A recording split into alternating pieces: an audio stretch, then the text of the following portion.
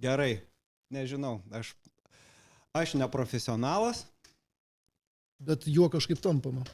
būtent. Todėl pristatau Danijos lietuviams apskritai, kurie nori sužinoti kažką tai apie Daniją, Danijos lietuvių podcastą. Čia jau dabar tas rimtasis. Kažkada dariau tokį nerimtą, labai įdomių reakcijų sulaukiau, o dabar čia toks rimtasis. Ir pirmajam kartui kažkodėl, aš nežinau, man visą laiką, man asmeniškai buvo mintis pasikviesti Saulių. Visą laiką, nežinau, ne ką nors kitką, ne ambasadorius, ne dar ką nors. Ir Saulių. Bet aš nesu tikras, ar daug žmonių žino, kas yra Saulius. Aš prisistatysiu, aš esu Simas, Danijoje gyvenu 13 metų. Daugiau apie save kitose videose padarysiu, nes aš iš tikrųjų nelabai mėgstu girtis ten, rodytis, ta prasme, kad aš tas, anas, atsimeni, kaip buvom pasaulio lietuvių seime, ten vienas toks lietuvis išėjo, kol regalijų visų neišvardėjo, tai tol nepradėjo kalbos, neatsimeni, ten buvo toks, jis man labai įstrigo. Atsikandęs iš tų regalijų. Sauliau. Prisistatyk kas galbūt yra lietuvių, kurie nežino tavęs, nes būna kartais, o žinai, ten šneki su lietuviais, Saulius Pušinskas, o kas čia toks? Tai viskas normaliai, tai neprivalo visi žinoti. Aišku, ne. Aš esu Saulius Pušinskas, 21 metai jau kaip Danijoje. Oho, daug. Atvažiavau studijuoti 22 studijavau iki 20. Paskui dirbau, buvo magistratūra, paskui doktorantūra informatikai, paskui krizė, paskui pradėjau vertėjauti, taip apsivertė išvis į tokią netyrinėtą sferą, kaip sakant, patekau kaip vertėjas lietuvių rusų. Advokatai, teismai, policija, visuomeniniai tokie dalykai išaiškėjo. Iš pradžių buvau susikoncentravęs į kompiuterius, o paskui pasirodo yra pasaulyje ne tik kompiuteriai, yra ir žmonės. Tai atsivėrė toks didelis pasaulis, toks įdomus pasaulis ir tiek iššūkių, kad ojojoj. Ir pagavo mane. Vertėjavimai, paskui tautiečių konsultavimas, nes dažnai, kai reikia vertėjauti, būna kažkokia problema, su kuria žmogus susidūrė. Ir pats pradedi mokintis iš kitų klaidų. Tai yra žymiai geriau negu iš savo klaidų mokintis. Tas irgi tiesa. Ir tada prasidėjo konsultavimai ir 2015, 2014, 2015 metais atsirado toks Danas Brienas. Jis turėjo įmonėlę startuolį, kuris užsima teisinę pagalbą. Sudalyvavau kaip kandidatas vertėjams į tą firmą, laisvai samdomiems vertėjams. Ir jis mane užkrėtė ir savo tokiu požiūriu, kad už teisybę reikia pakovoti ir labai patirties turėjo iš savo veiklos ankstesnės. Ir pradėjom kartu bylinėtis prieš darbdavius, kaip taisyklė. Paprastai. Ir nuo tų laikų paskui ir pats atsidariau 17 metais. Prievaizdas, APS, dabar vadinasi įmonė, kur ir Danijoje nėra advokatų monopolio. Jeigu bylos vertė nesiekia 50 000 kronų, jeigu byla nėra sudėtinga, gali vesti bet kas. Ta prasme... Simos gali vesti. Jaunius, jeigu jaunius yra sulaukęs, pilnametystės sulaukęs. Paprastai ten teisė kažkaip yra, kiek aš atsimenu, kad kaip paprastai, yra ten galimybė pačiam gintis, jeigu tu turi ten kompetencijų advokatą. Gintis taip, byloja, bet atstovauti kitą žmogų už pinigus. Už pinigus. Šitaip. Įdomu. Iki 50 000. Iki 50. Tai vadinasi mažų bylų kategorija, smosiai.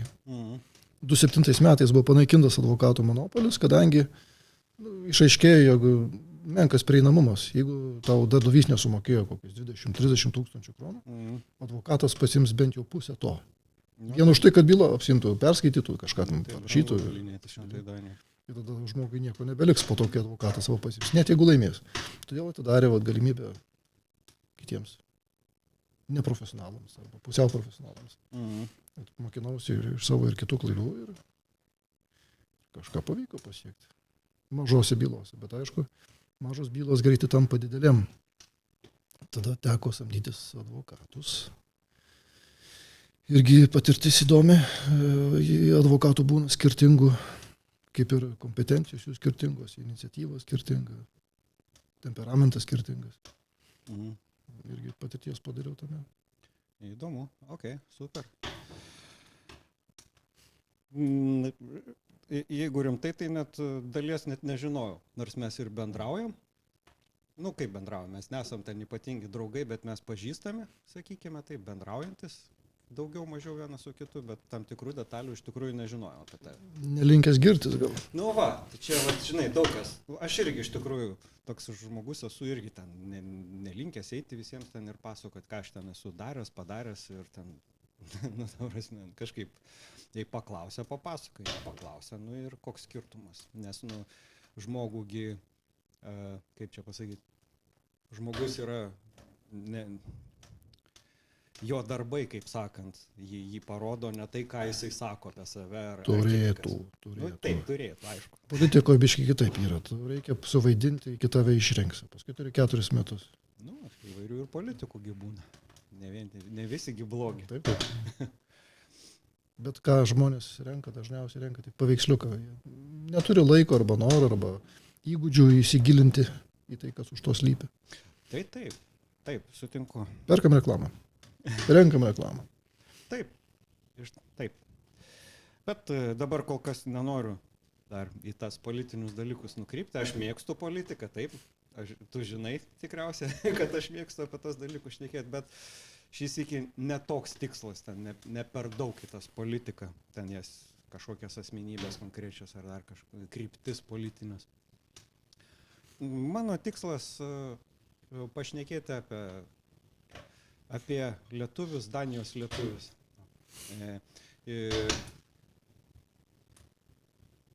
Čia reikės matyti biškį prakirpti, nes aš jau pakibau.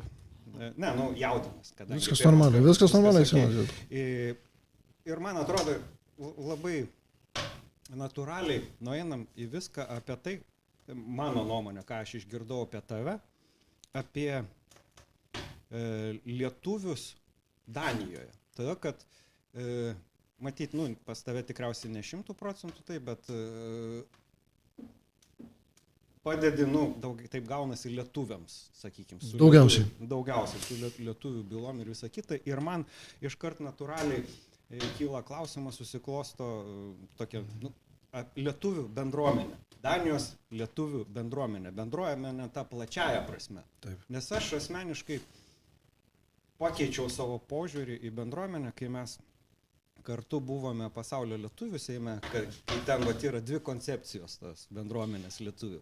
Kai mes ten šnekėjom koncepcijos 2.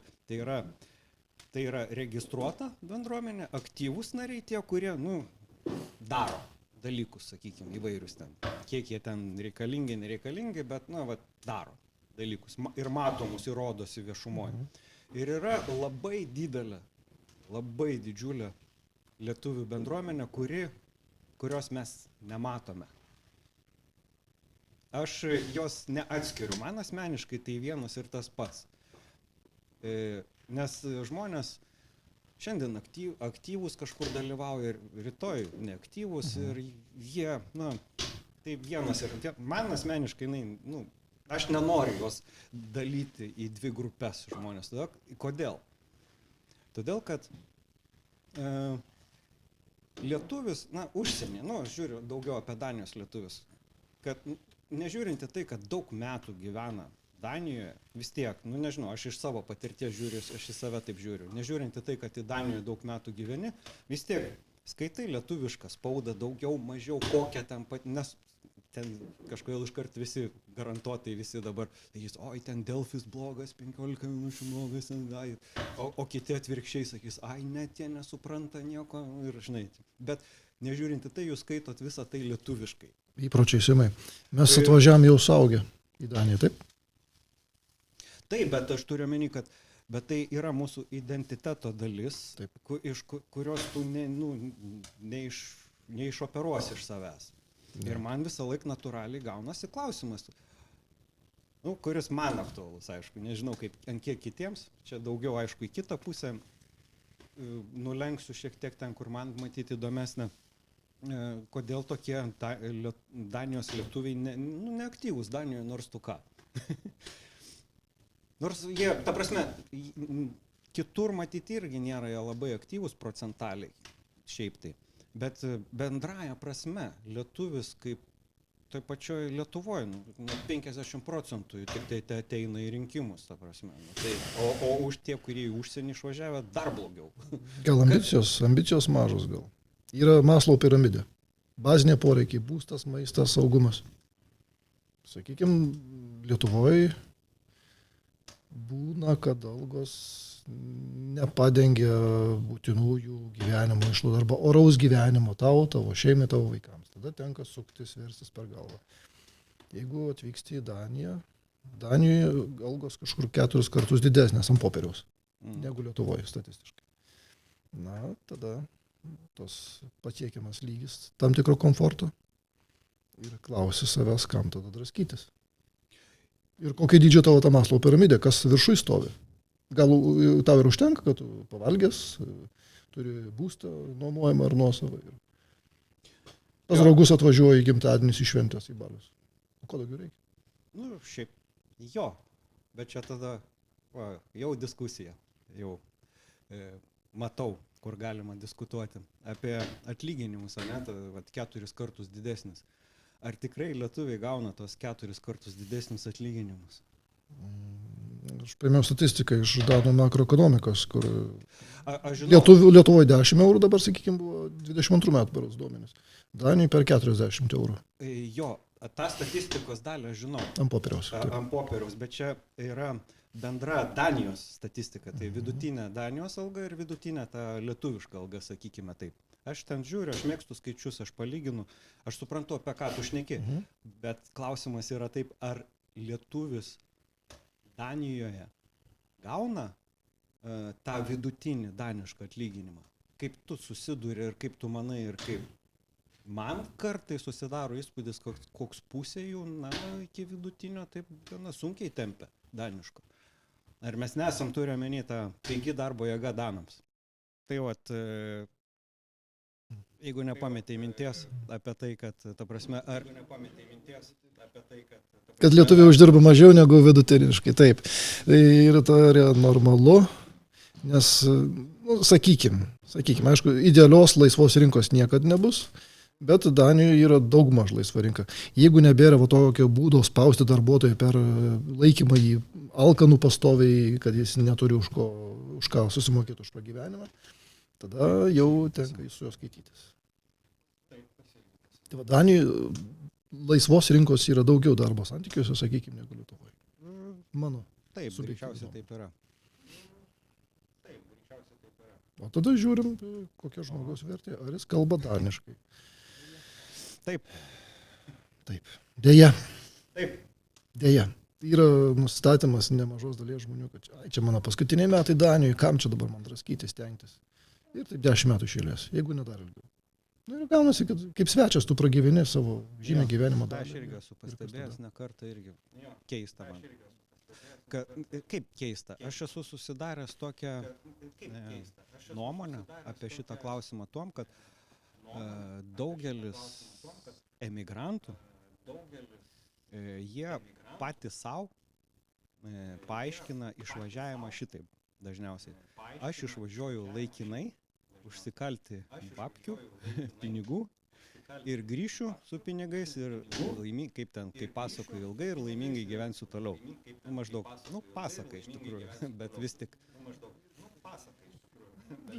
Reklama ir kai kada jinai suveikia, ypač pirmiesiems. Kas bando pirmasis? Pavyzdžiui, buvo apie 2000-osius, važiuodavo vasarį studentai uždarbiauti į Ameriką, važiuodavo į kitas šalis, kur gerai galima uždirbti. Tai parsiveždavo pinigų studijoms, parsiveždavo pinigų netgi būstui, jeigu ilgesnį laiką uždirbdavo. Tai pasiteisino ir tos legendos ir toliau sklando. Būtent, aš kur Lietuva nebėra šalis. Tuo metu turėti tą tokią pasaką, galvoju, kad išvažiuosiu, užsidirbsiu ir grįšiu, sakyk, ką nori, bet jau šis, kažin ar veikia Lietuva.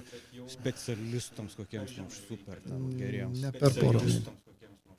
Aš žinau daug specialistų. Specialistų per porą mėnesių netapsi. Jiems geriau užsienyje dvigubai, trigubai. Taip. Taigi, žiūrėkim, tas pačias vidutinės algas kažkiek koreliuojasi. Konkrečios specialybės vidutinės algos Lietuvoje ir Danijoje. Ir aišku, IT sferoje žymiai mažiau tos sienos jaučiasi. Tu gali dirbti per nuotoliu ir ten. Nu, aš turiu menį, lietuvių darbdaviai IT, nu jie irgi tokie linkę pataupyti. Čia gal ta bendra tendencija, kad mentaliteto kažkiek komponentas. Tokie santykiai ne horizontalūs, o daugiau vertikalūs. Kada aš tau nurodinėsiu. Ta prasme, tau rodysiu, pasakosiu, kaip reikia darbuotis. O Danijoje kažkaip atvažiavus man buvo nustebimas, labai liberalus tas požiūris.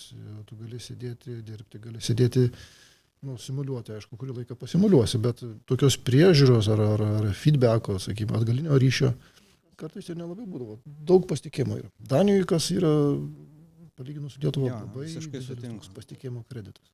Bet jaučiasi mentaliteto skirtumas. Iš kitos pusės, va čia vėl, jeigu jau tą užkabinom tą temą, bet lietuviai kažkodėl turi tokį, oi, tie danai tinginiai. Bet būtent dėl to greičiausiai apie danus galvoja, kad, kaip darbuotojai turi omeny, kad oi, tie danai kokie tinginiai, o mes čia kokie čia. Vat būtent šito, ką tu sakai. Šalutinis efektas ant to laisvo aš irgi manau, kad ne, bet aš nėra blogai. Iš savo patirties asmeninės pasakysiu, kad nėra jie tokie tinginiai po Vilnių. Aš nežinau, kai kurie lietuviai taip nedirba po Vilnių kaip danai. Bent jau man taip įspūdis susidaro.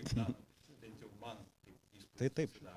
Visi apibendrinimai pavojingi tuo metu ir šitas. Bandau užkabinti, temas, kur lietuviai mėgsta dažnai patampyti jas, ne tik prie stalo, kaip sako, alaus išgerdami, bet ir Danijos lietuvių Facebook grupėse įvairiose. Tiesiog bandau užkabinti tą reikalą. Bet mes tada natūraliai prieinam, kadangi jau apie danus atlyginimus, liberalų požiūrį į darbo rinką prieinam prie profsąjungų. Liberalesnį. Visiškai sutinku. Prieinam prie profsąjungų tada, jeigu jau taip. Ir, nežinau, mano asmeninė patirtis, tokia, sakykime, dvejopa. Dvejopa ta prasme, kad man, jeigu aš žiūriu asmeniškai, iš savo ir mano žmonos patirties, aš nežinau, mes turim gerą patirtį su profsąjunga, su to pačiu Trisefu. Aš nežinau, aš praėjus ten daugelį metų supratau, ten vienas iki, aš kai iš pirmo darbo išėjau, ten man buvo toksai nedidelis konfliktas, bet toks lengvas kažkaip konfliktas, kad man jie ten nelabai teisingai valandas fiksavo.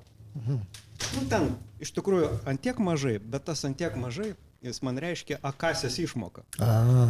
29 valandos per savaitę, o iš tikrųjų dirbau 31 ar 30,5.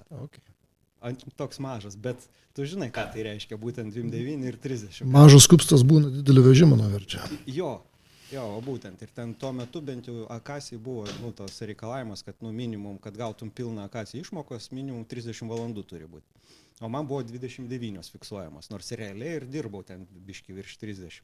Ir žinai, kaip įdomiai pasibaigė visas, tai aš pradėjau tvarkytis, man čia sako, tu mažą akasiją, sakau, kitus velnio, ne velnio.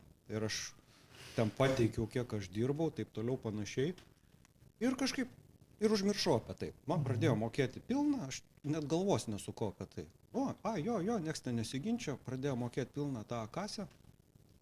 Ir po metų man ateina iš tos senosios pinigai, iš senosios firmos, kur aš jau nebedirbau. Ir aš galvoju, o čia dabar kas, klaida kažkokia dar, ir paskui dar po metų, man atrodo, aš supratau, kodėl. Nes jie formaliai neteisingai tas valandas fiksavo ir liko ten kažkiek tai ten tą pusmetį ir kiek ten kaip nedamokėta man buvo teoriškai. Ir tą nedamokėjimą man tiesiog damokėjo. Primokėjo. Primokėjo, sakykime. Ten nedaug, aišku, tų pinigų, bet vis tiek, žinai, atsidarai sąskaitą, ateina iš firmos pinigai, kurioje tu jau, nežinau, nedirbi kokią pusę metų. Viskas gerai. Jo. Su profsąjungom yra gerai. Kas tai yra profsąjunga? Va, tai tas trūkstamas bendravimas, trūkstama interakcija tarp žmonių, kai reikia pagelbėti viens kitam, viens kitų interesams. Kai nebuvo draudimo įmonių, kaip būdavo kultūra ar Lietuvoje, ar kur kitur prieš 100 metų. Sudegė namas, susibėgs kaimynai, tau atstatys jį. Bet taip pat ir tu turėsi bėgti, jeigu kokio nors kaimyno namas sudegs. Tarpusavio draudimas. Taip. Profsąjunga irgi tas pats dalykas. Vat. 19 amžiuje buvo daug staklių pridaryta, fabrikantai pirmieji, Marksas, Engelsas, kapitalo ir darbo jėgos priešą. Tai buvo žmonės engiami. Taip, nes buvo nelygios jėgos pozicijos. Aš turiu aparatūrą, stakles ir aš galiu samdyti, ką noriu. O tu, kaip, kur visuomenė, kur žmonės iš kaimo priversti kraustytis į miestą, jie jau tampa priklausomi. Nebeturi kur užsiauginti maisto. Tave gali išmesti iš būsto, jeigu nesumokėsi už nuomą laiku. Tai žmogus tampa priklausomas, tampa labiau pažeidžiamas, tas pavienis žmogus. Todėl darbdavio kaip tokio galia yra didesnė derybose. Jo. Paprastai. Vat ir dėl to teko profsąjungoms sukurti tokį atsvarą. Ir tai labai šaunu, kad tai vyko. Tai veikia ir veikia didžiąją dalim. Tai yra gerai. Super. Taip, aš būtent, nežinau, man asmeniškai Danija dėl kažkuria prasme, galim net pasakyti, dėl to ir patinka, kad aš asmeniškai čia jaučiuosi kaip darbuotojas, kaip samdomas darbuotojas, aš visą laiką dirbu samdomą darbą, saugus. Ir aš, nebijau ten prarasti darbą, nebijau, kol kūriausi tą savo socialinę aplinką, tą danišką, sakykime, nebuvo jokios, jinai buvo iš pat pradžių, aišku, nes, kaip tikras lietuvis, aš atvažiavau su visais tais lietuviškais rytų europiečių tais tom baimėm, bet jos laikui bėgant, jos, jaučiu dabar jos išsitrynė tos baimės, sakykime taip. Slinko į antrą planą. Jo, stipriai į antrą planą, sakykime. Norint galim jas atgyvinti. Aišku. Ir mes, kaip tik tu paminėjai, kad apie tą pramonės revoliuciją, greičiausiai tuo metinę, kai išnaudodavo, kad ten iš būstų išmesti ir visą kitą. Vėl noriu grįžti į Danijos lietuvius, bet labai įdomiai vis tiek gaunasi, kad labai daug lietuvių, aš matau asmeniškai, kurie ieškosi darbo su apgyvendinimu. Jie iš principo, kaip tu manai, nėra taip, kad jie siūlosi iš principo pabūti biški vargais, pastato save į tokią pavojingą situaciją teoriškai. Aišku, gyvenimas yra ne tik tai miegas ir maistas, yra taip pat ir būstas. Yra ir kalbos mokėjimas, kai atvažiuoja į svečią šalį, dėl to reikėtų pradėti nuo kalbos. Mokintis kalbą, galų galia mokslus kažkokius išeiti, kad būtum kuo daugiau pritaikomas, ar tavo žinios, tavo patirtis ar kvalifikacija būtų kuo labiau pritaikoma, kad būtum naudingas visuomeniai. Net atidėjus visas tas profsąjungas, visas struktūros į šalį. Naudingumas bendruomenė, naudingumas visuomenė. Tai apsprendžia, ar tu gerai gyvensi. Gerai. Tada, čia vienas, aš visiškai sutinku su tavim, ten ypač apie danų kalbą, tada šiek tiek gal pakalbėkim, gal skirkim laiko biškai apie danų kalbą. Kaip tau pačiam jinai buvo? Jinai lengvai įkandama? Visai fainai. Studijavau Danijoje per pirmus 2 metus. Dienom būdavo studijos, o vakarais būdavo danų kursai. Nepersistengiam. Iš įvairių šalių būdavo, suvažiuodavo į Alborgo centrą studentai. Mokintis danų kalbos ir to užteko. Nepersistengiam 2 metai ir gavo diplomą, kuris reiškia, suteikia galimybę, parodo, jog tavo žinios pakankamos danų darbo rinkai. Bet jeigu noriu studijuoti, ten yra dar vienas papildomas laiptelis, kurį aš išlaikiau tik užpernai ar pernai. Aha, tai studija prūvo, ar kaip? Taip, po 20 metų plus būdamas vertėjas, laikiau ir išlaikiau iš 3 karto. Ok. Įdomi patirtis, sakyčiau. O čia taip sunku, ar čia vis tik tai ten toks pusiau nereikalingas formalumas, sakykime taip? Reikalingas formalumas. Ne, man įdomu. O neišlaikiau todėl, kad nerašiau to, kas buvo prašoma.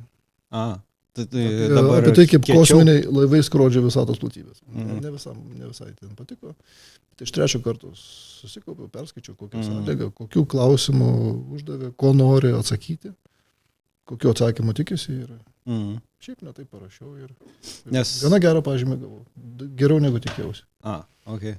Nes mano patirtis su danų kalba yra tokia, kad aš esu gyvenęs Švedijoje ir tuo metu buvau išmokęs švedų kalbą. Tikrai gerai. Tikrai gerai mokėjau švedų kalbą.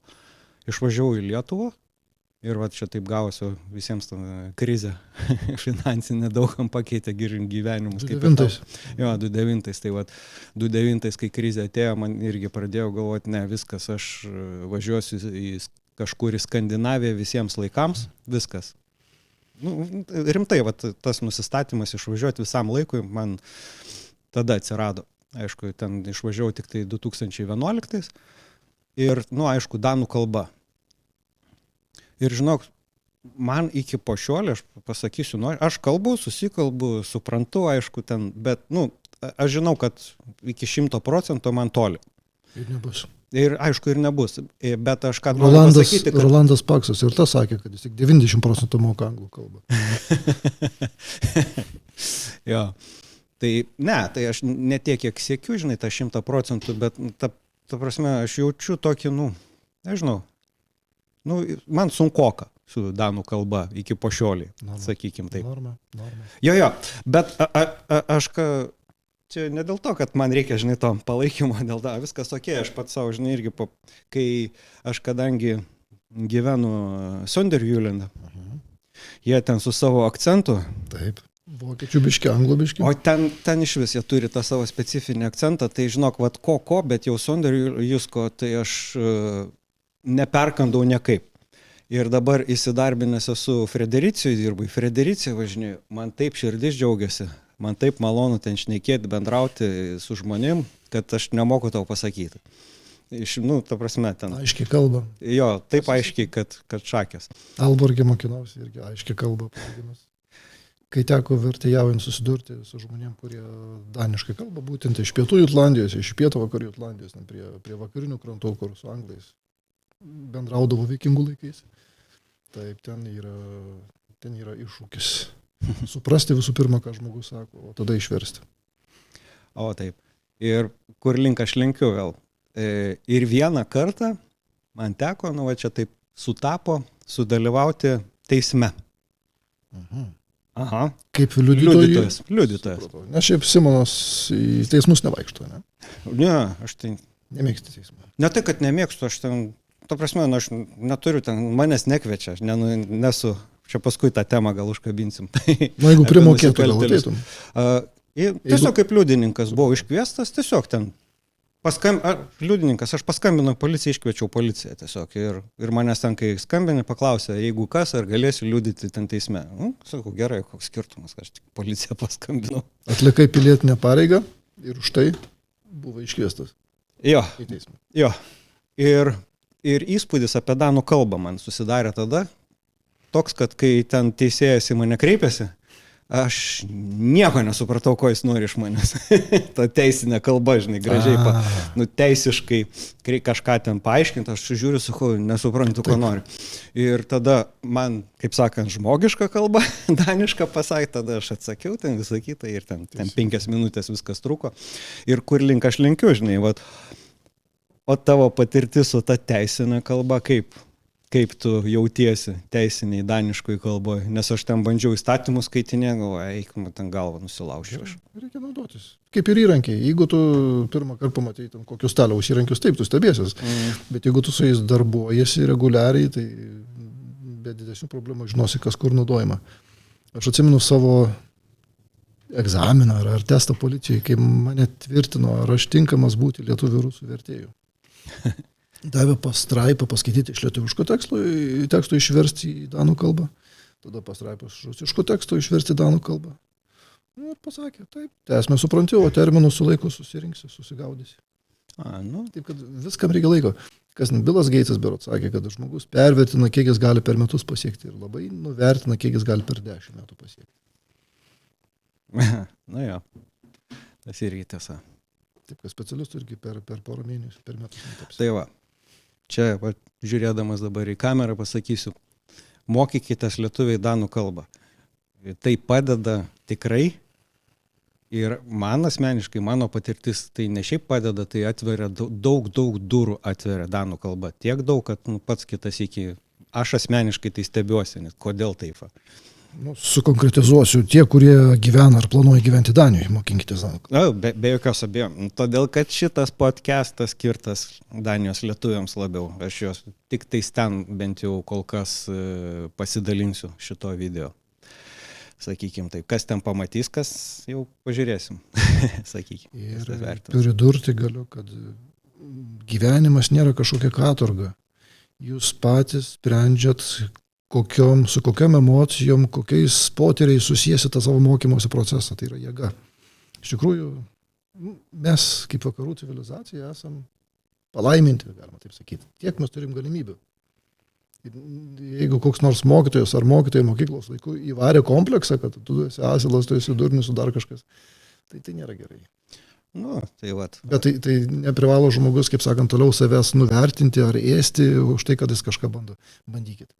Tai labai sveikintas dalykas. Išsikelkite tokius tikslus, kad juos pasiektumėt, jūs turėtumėt patys pasikeisti. O tai, visiškai pritariu.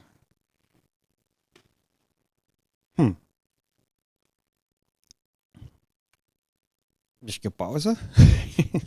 Aš pauzę tą prasme, kad... Išsikirpsim. Tai jo, tai čia ta pauzė, viskas iškarpama, aš tik tai galvoju, ką čia dar. Gal įdomiai galim ką nors išplėsti. Čia daugiau esu užsirašęs šitame.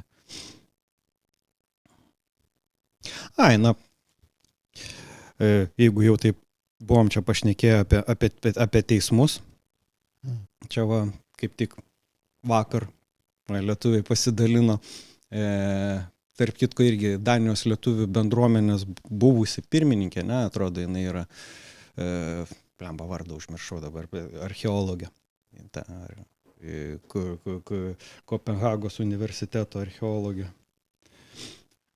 Nesvarbu, kur kad lietuviai ten pirmajam trejetuke nusikaltėlių.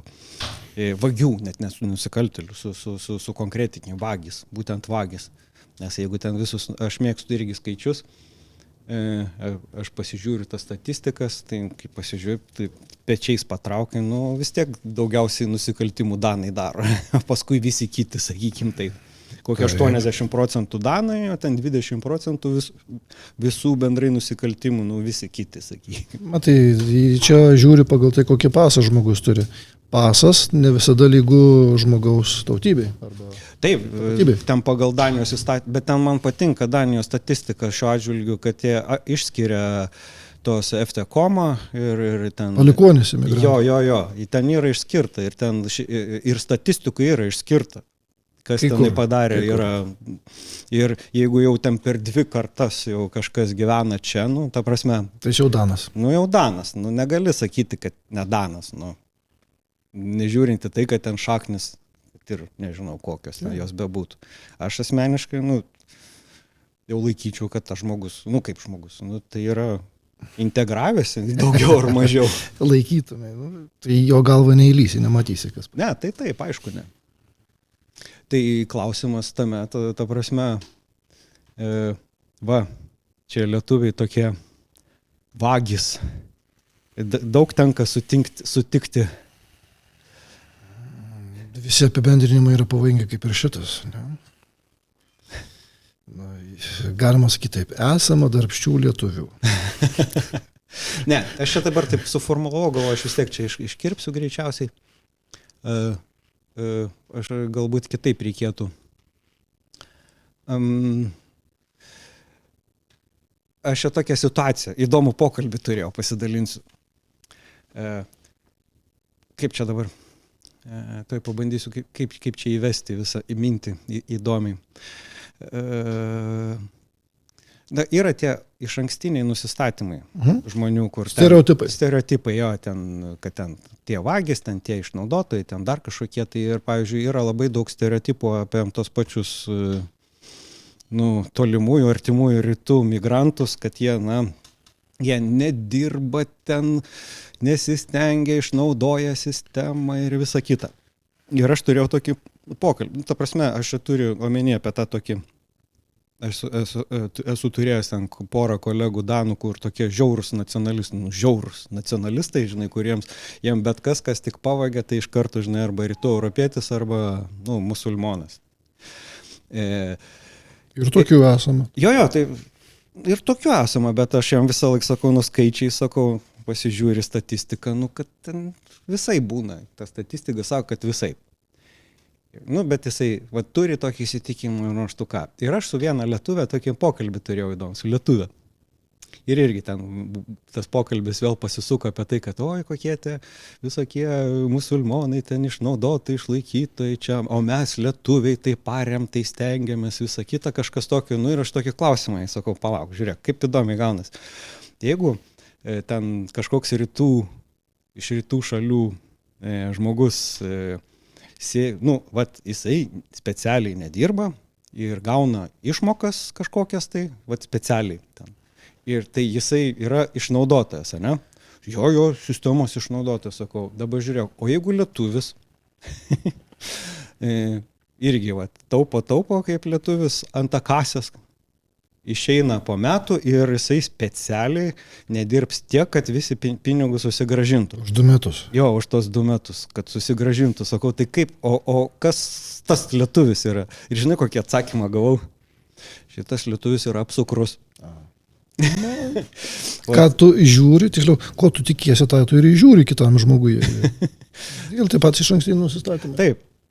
Tai taip, žinai, sako, blemba, man asmeniškai, jeigu žmogus turi intenciją išnaudoti, tai jis ir yra išnaudotas, bet jeigu jam reikia tikrai pagalbos, kaip sakant, kol jisai susiras ten darbą ir integruosis ir visą kitą, tai jisai ir naudojasi tą pagalbą ir tikrai, bent jau aš savo atveju, aš irgi nebijau pasakyti, aš 2 kartus per 13 metų buvau bedarbis, 2 kartus naudojausi akasę ten apie pirmą kartą gal apie 3-4 mėnesius, antrą kartą gal ilgiau gausi apie 5 kokius mėnesius. Paskui mokiausi, danų kalba, elektriko mokslus baigiau ir puikiausiai savo dirbu už vidutinį danišką atlyginimą. Mokintis verta. Taip, mokintis. Būti naudingam bendruomenė, visuomenė, tai yra gerai. Tuo labiau, kad tos vadinamos akasės nedarbo draudimo, nedarbo biržai išeitų dar. Jos nariams leidžia berods ir mokintis ir moka tų pačių išmokas. Ten būna programos visokios. Aš bandžiau iš tikrųjų pataikyti apsukrus, bandžiau pataikyti ant akasės ten būtent tokios išmokos elektrikų mokytas, nes ten buvo tuo metu, bet aš pagal kriterijus netitikau to ir man tiesiog ant esų teko pagyventi. Stipendijos. Biškė. Irgi gerai. Stipendija nėra blogai. Taip, Danijos stipendijos yra irgi geras dalykas. Žinai, kiek dabar yra? Kiek? 6,5 tūkstančių. Aš žinau, tai aš pats gaudavau apie 6 tūkstančių. Bet aš mokslus jau baigiau jau laikas taip greit bėga, prieš 3 metus. Jaunis, man rodo, jaunis geriau žino, mokslus baigiau prieš 3 metus. Tai stipendiją gavau. Bet čia vėl apie tą patirtį. Matai, nežinau, kiek tu girdi tokių istorijų, bet man, pavyzdžiui, buvo labai labai sunkus tas startas susirasti praktikos vietą. Buvo žiauriai sunku. Vos net šitai. Specialistų reikia bet kur. Ne, bet ir mokinių turėjome, ne tik specialistų. Besimokinančių specialistų. Besimokinančių, jo. Elektrikams čia, Bet vėlgi, Seimai, kalba. Pirmas punktas kalba. Žinok, pas mumis buvo atėję ir ukrainietis buvo įsidarbinęs, kuris, taip. Bet jis mokinasi. Aišku, mokinasi, stengiasi. Jo, būtent čia jie kažkaip tą atkreipia dalyką, kad į tą asmeninį, tą progresą. Jo, į tą įnašą. Pastangas. Tai man irgi kaip išėjo susirasti tą praktikos vietą, kad aš negalėjau susirasti ir man suteikė tą tokią skolę praktiką. Mokyklai sėdi ir nieko nedarai. Aha. Maždaug. Mokais. Praktika. Ir mokyklos pedelis. Kadangi jis ten duodavo kažkokį darbelį šiokio tokio. Čia lietuviškai būtų meistrelis, visų galų meistrelis. Prisuka vyrius. Ūkvedys. Ūkvedys, mokyklos ūkvedys. Jis atėjo pas mane, žiūri, sako, kodėl tu, sako, vietos nesusirandi, nes ten tie, kurie danai nesusiranda vietą, ten yra ir danų, kurie nesusiranda. Tie, ten, tam jų švietimo sistema labai keista. Man sunku priprasti, kad netgi jeigu žmogus absoliučiai nesugebantis nei mokytis, nei daryti nieko, jam vis tiek suteikiamas šansas iki paskutinės sekundės. Bent jau man toks įspūdis susidarė. Jau kai visai nepaeis, tada mačiau keletą tokių istorijų, kur ateina jau mokytojai ir sako, žinai ką, čia ne tau, tu turi pasirinkti kitą specialybę. Viskas. Dažnai studentai patys atkrenta. Lietuviško universitete prieš 2000-aisiais grubiai buvo, sakykime, po pirmo semestro atkrito trečdalis gal mūsų grupės. Oho, okei. Dabar Danijoje pirmą semestrą einu SCAT mokesčio bakalaurą. Irgi atkrito kažkiek procentų. Okay. Natūralus procesas. Pajaučia žmogus, bet smagu, kad bando. Už tai nebaudžia, neduoda per galvą už tai, kad tu pabandysi. Ne, bet ten man tas įdomu buvo, kad žmogus sunkiai sugebantis ir mokytis ir kažką daryti, ir jis toj skolė praktik ten sėdi. Ir tas ūkvedys žiūri, kad aš, kaip rankos vietoj, galva vietoj, danų kalba irgi, kaip ir plius minus, okei. Jis man atėjo ir, žinai, tai grinai taip asmeniškai sako, aš tau padėsiu. Ir, bet sako, bet niekam kitam nesakyk, nes, ten iš tikrųjų nelabai gerai, ten esu etika tikriausiai kažkas tokio. Nes ten ir mokytojai, kai kurie man padėjo, tiesą pasakius, ir davė ten kontaktus ir sako, bet sako, čia nelabai etiška, bet, pabandyk ten. Ir tai irgi tas įspūdis toks, kad ir paskui, aišku, ir tikrai padėjo, suvedė ten su vienu elektriku, paskambino, bum, ir gavau darbą ten. Ir pabaigiau mokslus ten toj firmoje, kaip sakant, ir paskui dar dirbau toj firmoje, ir paskui labai gražiai atsisveikinam ir labai super kontaktai iki pašiolė, aš ten nuvažiuoju ir kažką, jeigu reikia kažko asmeniškai, tai ten, labai gerai viskas. Simas išdavė, kad jeigu nenori kitą rimti darbą, siuntinėk e-mailus. Jo, būtent. Tai čia apie ką aš neką, kad nereikia nesiuntinėti mailus ir visiems patarinėjau irgi asmeniškai, aš kadangi tą problemą turiu, patarinėjau asmeniškai eiti ir šnekėtis. Geriau gyvai, net ne telefonu iš tikrųjų. Išlysti iš savo kiauto, nes ką darbdavys mato? Darbdavys mato atsiųstą e-mailą, gerai. Gerai, kad atsiunti, bet ar jis ateis į darbą, ar tau reikės jį, kaip sakant, iš paskos sekioti arba prašinėti su vos ne raudonu kilimu, kad jis tau teiktųsi kasdieną atvykti į darbą. Ne, tas žmogus pats turi norėti. O kaip tu išmatuosi žmogaus norą, tai žiūri žmogaus veiksmus. Kiek jis investuoja į tą galimybę susirasti darbą arba galimybę užimti darbo vietą. Apie darbą čia biškį apšnekėjom. Profsąjungos šiek tiek paminėjom. Dabar galvoju, kad čia per daug neišsiplėsti. Šiam kartui dar šiek tiek tada apie mokesčius daniškus. Mano pirmasis susitikimas su tavim, tu neatsimeni tikriausiai? Bus prieš nepilnus arba apie 10 metų kažkur. Dėl metų tai aš neatsimenu, kažkur tai. Gal biškiai mažiau, gal kokie 9-8 metai.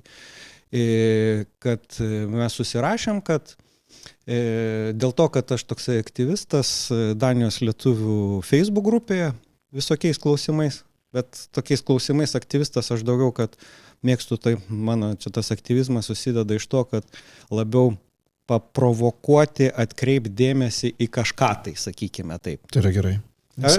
Abejingiems yra pragarė speciali vieta paruošta. Tai va.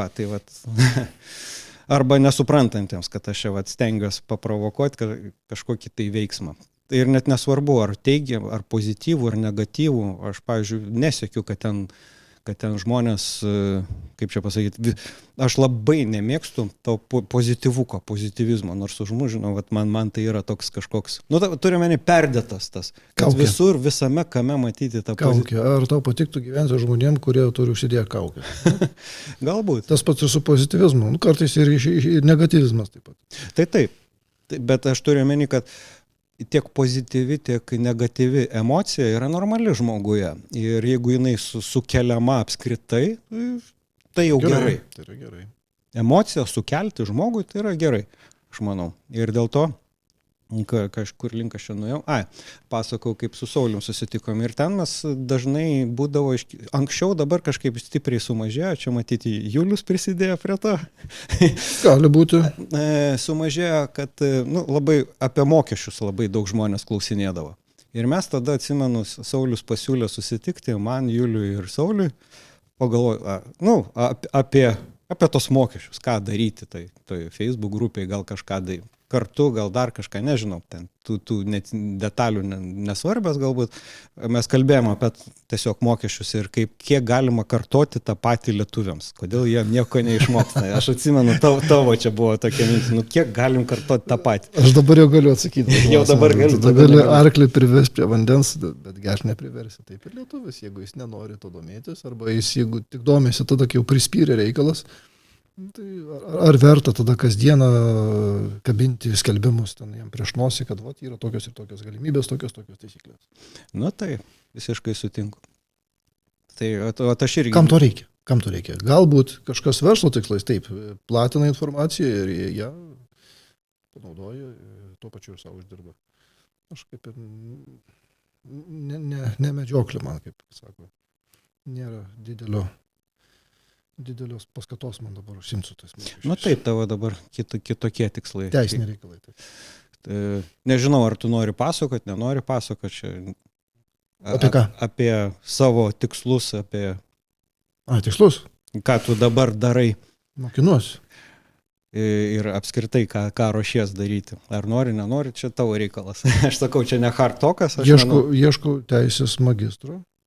Geriausiai būtų, jeigu Danijoje dirbantis. Bent jau gyvenantis Danijos kalbą, danų kalbą žinantis. Iš bet kurios Europos šalies. Nes nuo 17 metų, kaip minėjau, jau pradėjau pats bylas kelt. Ten yra bylos iki 50 000 kronų. Arba jeigu jos nėra sudėtingos. Bet be to panaikinto advokatų monopolio yra ir dar viena išlyga padaryta asociacijoms ir profsąjungoms. Asociacija, o kas pavyzdžiui, tai konkrečiau? Darbdavių asociacija. Supratau. Profesinė asociacija. Stalių, mūrininkų. Jeigu lietuvių bendruomenė pasidarytų savo asociaciją, nes ten yra keletą lietuvių bendruomenių. Čia taip. Ar čia su darbdaviais? Reikia žiūrėti, kokiu būdu vienyje tos narius tos asociacijos. Darbo, jeigu ten klausimais tikriausiai. Pavyzdžiui, darbdavių asociacija, stalių firmų asociacija, mūrininkų firmų asociacija, sakykime, statybininkų firmų asociacija. Galim tokią padaryti. Ir tada jinai atstovauja savo narius. Teismuose. Asociacija gali atstovauti su savo darbuotojais, kurie tiesiog turi teisės magistrą. Nereikia būti advokatu. Kad advokatu būti, tai yra sudėtingas kelias. Aišku, visada reikės bakalauro ir magistro teisės srity. Tada reikės advokato egzaminą išlaikyti Danijoje. Jis laikomas 3 kartus gyvenime. Jeigu neišlaiky, daugiau advokatų nepatapsi. Okay. Aišku, prieš tai dar reikia būti advokato padėjėjų, ar kaip. Get full mekti. Jo, ten turėti patirti. Kelis metus. Susirinkti tam tikrus kursus. Taip, kad Danijoje tai nėra lengvas dalykas ir yra atitinkamai advokatai ir kainos. Kai yra labai didelis barjeras įžengimo į tą dėl to ten ir statusą. Atitinkamos kainos. 2000 kažkur kronų per valandą. Plius minus. Gali būti ir smarkiai į didžiąją pusę nuo to. Okay. Tai jeigu advokatas jau perima iš tavęs bylą, tada lengva suprasti, kad jeigu kažkokią dalį, kažkokį procentą suderėjai su klientu, kad tos dalies teks atsisakyti. Daug die, kad pačiam nereikėtų dar primokėti už tai, kad byla būtų užbaigta. Netgi taip. Taip. Bet tai yra normalu. Verslas, advokatai įima už valandą. Bet jie matyti savo, kaip sakant, ten nėra vieno asmens, jie turi kontorą, savo padėjėjų, kur įvairiai. Taip, advokatų vardu gali teisme dalyvauti 1-2 padėjėjai. Iki 2 berods gali vienas advokatas turėti Danijoje. Bet čia yra kalbama apie danišką sistemą. Reiškia, daniškas teisės bakalauras, daniškas teisės magistras, advokatų padėjėjas, keli metai praktikos, tam tikri kursai išsilaikomi, advokato egzaminas ir jau tada valio, susiperki draudimus, ir narystė advokatų bendruomenė vadinamai. Ir keliasdešimt tūkstančių per metus vien tas statuso turėjimas Danijoje kainuoja. Kita vertus, Europos Sąjunga, ką jį duoda?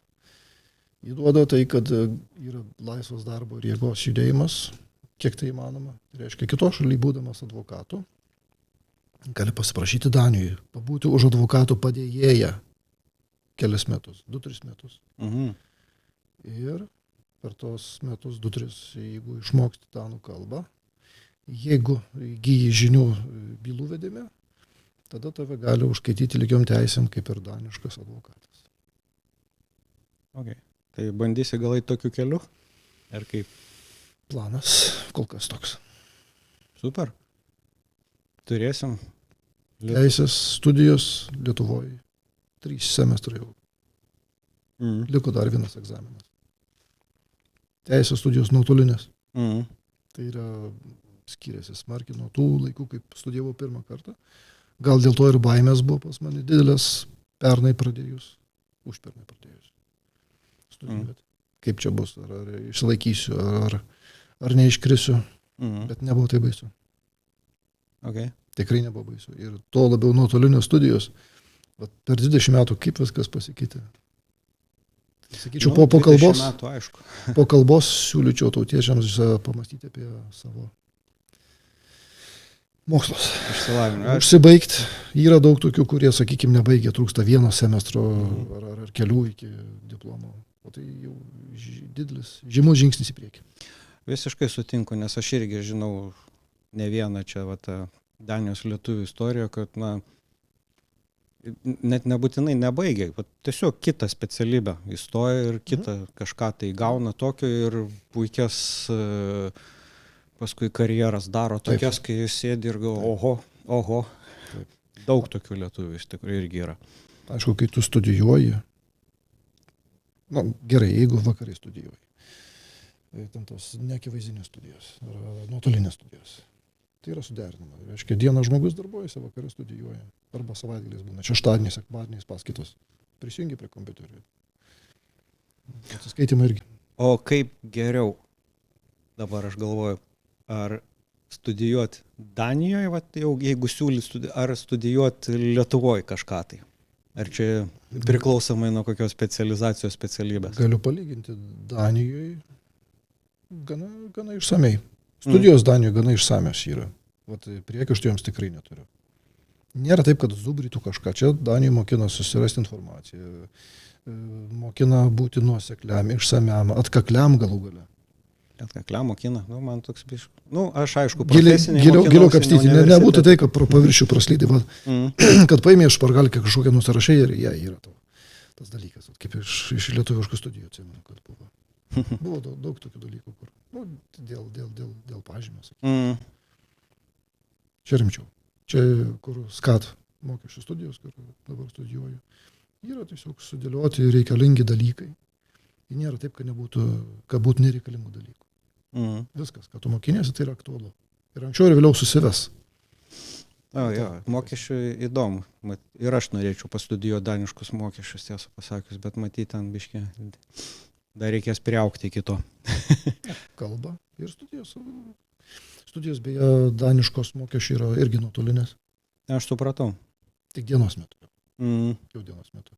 Lietuvoje, kuo pasižymė tas lankstumas? Galbūt darbo jėga, tai yra pigesnė Lietuvoje. Kelis kartus. Lietuvoje tautiečiai yra darbštus. Yra arba esama darbščių tautiečių. Net ir teisės mokslo daktarų, kurie skiria savo vakarus, skiria savo savaitgalius, tam, kad studentai turėtų galimybę. Bet tai čia greičiausiai yra kita to medalio pusė, kad tos studijos yra mokamos. Greičiausiai. Daniškais masteliais. Ne, Lietuva, aišku, daniškais masteliais be jokios abejonės, ten netiek jau ir daug, bet bendraja prasme tai yra mokamos studijos. Dėl to vakarais. Semestras 1500 eurų, grubiai paimkime. Tai nėra daug. Ne, tai 10 tūkstančių, 11 tūkstančių kronų. Nedaug. Bet.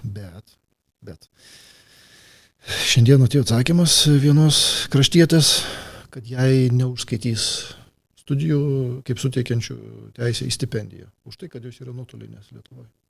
Oho. Kodėl? Aš studijuoju Danijoje nuotolinės studijas, gaunu stipendiją. Ai, tai Yra užsienio studijos, kur galima išvažiuoti, sakykime, iki 1/4 leidžia, kad būtų tik tais nuotoliniu būdu. Kitkas turi būti fiziškai, turi sėdėti fiziškai. kažką ten Tada išgirdau. irgi duotų tau stipendiją, jeigu tu išvažiuotum studijuoti į užsienį, sakykime, tam laikotarpį. Mhm. Gautum stipendiją. O užsienį nuotolinių studijų neleidžia kažkodėl. Okay. Nu, čia danai su savo irgi tam tikrais reikalavimais irgi jie turi įdomybių. Visokių esam susidūrę su žmona. Aš žinau, kodėl. Tada visi pradės studijuoti įvairiausius įmanomus dalykus. Jis gaudami stipendiją iš Danijos biudžeto. Bet aišku, pas Danijoje yra saugikliai sudaryti. Turi būti 2 metus išdirbęs. Arba tavo tėvai kažkas turi būti išdirbę. Ar vaikai turi būti 2 metus išdirbęs. Arba tu pats turi tuo metu dar darbuotis bent 40 valandų į mėnesį. 2 valandas per dieną. Mhm. Kad gautum stipendiją. Tuo metu, kai tu... Aha, to nuotoliniu būdu. Ar Ne, apskritai. Ne 5 metai, anksčiau buvo liktais 5 metai. Man atrodo, 2. Ir netgi padarė taip, gal ir lietuvės ginčijosi ir išsiginčijo, kad ir individuali veikla irgi tinka, jeigu ten uždirbi bent 5 000 per mėnesį. Parodai, paimu 5 000 per mėnesį. Taip, kad yra tų galimybių. Ir man biškai nesuprantama, kodėl... Nesinaudoja. Nesinaudoja. Tu gali išvažiuoti Lietuvą ir ten metams 2 ar 3 ar 4 ir studijuoti gaudamas stipendiją. Nebūtinai važiuoti. Bet tai kodėl važiuoti, jeigu, sakykime, žmogus, kuris gauna tą bedarbį išmoką kasį, jis gauna 3 kartus grubiai daugiau negu kad gautų stipendijos. Aš sutaupimo tame nematau. Juo labiau, jeigu žmogus studijuoja, jis kažką įgyja. Žinių kvalifikaciją. Kodėl jos reikėtų bausti? Matyti yra, žinai, čia irgi toks pamastymas mano asmeninis, kad yra skirtingi tipai žmonių. Žinai, mes tikriausiai aš ir tu iš tų žmonių, kurie, aš visą laiką apie save, kai sakau, aš taip man natūraliai gaunas, kad aš kažką daugiau mažiau mokaus visą laiką. Visą laiką. Nežinau. Aš suprantu, kad tai gerai, bet, bendraja prasme, bet yra žmonių, kur, irgi turiu ir draugų, ir pažįstamų, ir šiaip kitų rate, kad, tas mokymasis jiems, jie sako, ką mokytis, reikia dirbti, viskas, nėra laiko mokytis. Gal traumas pas juos? Man pasisekė mokykloje, gyvenime. Mano įvairi padėtis, ta patirtis buvo mokykloje, tiesą pasakius, visokių buvo mokytojų. Ten net buvo vienu momentu, aš net dabar, kai atsimenu, man čia ir draugams ir pažįstamės, kai sakau, pavyzdžiui, kai technikume Lietuvoje mokinausi, mano informatika, aš turėjau patį žemiausią pažymį. Ir kai, žinai, dabar ten ir paprogramuoja ir ten visą kitą, žinai, dabar po tiek metų, galvoju, ten aš vos išlaikiau teigiamam pažymį informatiką, bet jinai tik buvo atsiradus, aišku, tuo metu ten 95 metai ar kelinti ten. Tai informatika. Tai... Dar ne visur kompiuterio klasės buvo. Jo, tai būtent, tai čia dar, žinai, bet vis tiek, tai nieko neparodo, ir ką irgi, kur link noriu pasakyti, kad kitas iki tie pažymiai irgi neparodo žmogaus gebėjimus dabar po tam tikro laiko. Ir šitiek. Bet sakau, daug žmonių norėtų mokyti, kaip, irgi turiu vieną draugą, kuris, kiek suprantu, jis norėtų mokytis. Jis tikrai labai norėtų dabar, bet jam yra tokia tikrai situacija, kur jis laiko tam tikrai neturėtų. Net pinigų, tiesiog taip susiklošiusios gyvenimo aplinkybės, sakykime taip. Šiaip stipendija tam ir yra skirta. Aš žinau, bet jam būtų stipriai per mažai to, sakykime. O jis norėtų ir galėtų ir mokytųsi, bet taip susiklostė. Ir čia, bet rimtai, čia aišku, išskirtinis vėl tai atvejai, žinai, sunku su tais lyginti, bet būna ir situacijų, kai iš tikrųjų negali. Danija turtinga šalis.